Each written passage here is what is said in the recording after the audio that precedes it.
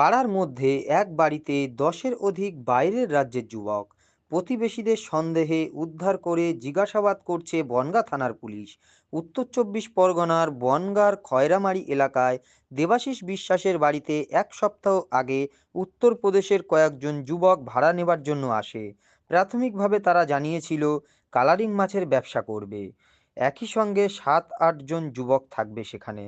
শুক্রবার 10-এর অধিক যুবক বাড়িতে আসতেই এলাকার বাসিন্দারা বাইরের রাজ্যের যুবক দেখে অভিযোগ করতে থাকে। অভিযোগ পেয়ে ঘটনাস্থলে পৌঁছায় বনগাঁ থানার পুলিশ। পুলিশ সূত্রে খবর, তাদের জিজ্ঞাসাবাদ করা হচ্ছে সঠিক কী কারণে তারা এখানে এসেছিল, যে ব্যবসার কথা তারা বলছিল সেটা সঠিক কিনা খতিয়ে দেখছে বনগাঁ থানার পুলিশ। কবে এসছে আপনার এখানে?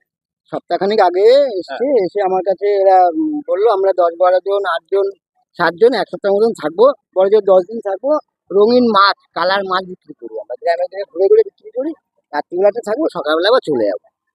মোট কতজন এসছে?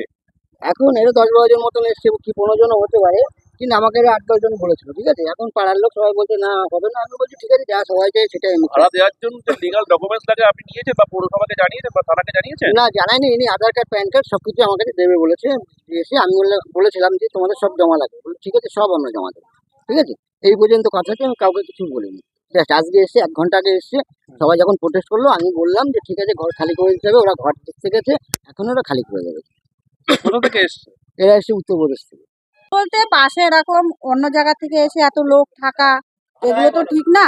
পাশে অনেক বাড়ির সমস্যা থাকে, অনেক মহিলা একাও থাকে সারাদিন বাড়িতে। তা পুলিশ যখন আসছে আসুক, এদের দেখুক, এরা যদি সঠিক মানুষ হোক, এখানে না থাকুক আর এক জায়গায় থাকবে, সেখানে ওরা সেইভাবে থাকুক, ব্যবসা করুক, যা করুক, ওরাও মানুষ আমরাও মানুষ, খেটে খাই, এই হচ্ছে বলা, তাছাড়া কিছু না। আতঙ্ক ভয় লাগছে?